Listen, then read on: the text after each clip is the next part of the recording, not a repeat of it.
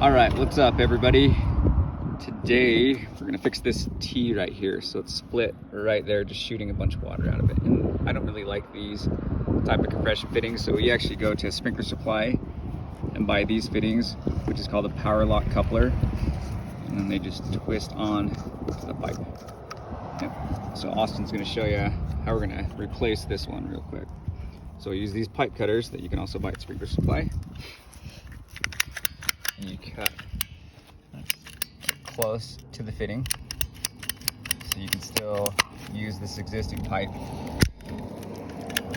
as you work around it. And obviously you're gonna have some water that's gonna drain out, which is fine. Okay, cut that. Yep.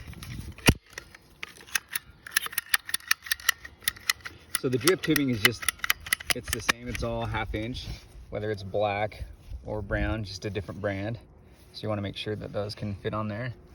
So you see how he's squeezing that on there?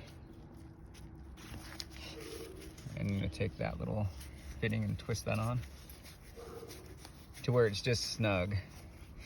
And that's it. Take this other side, pop that in there, squeeze that on.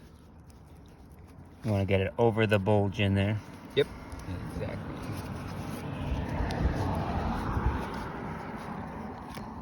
Twist that on nice and snug.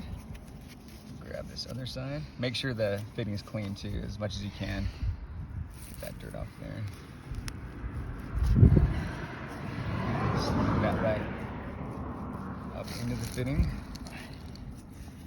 There you go, right over that little bulge so it's in there. Twist that connector on.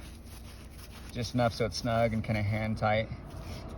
And that is how you replace an older broken T with a new power lock T. Thanks for watching.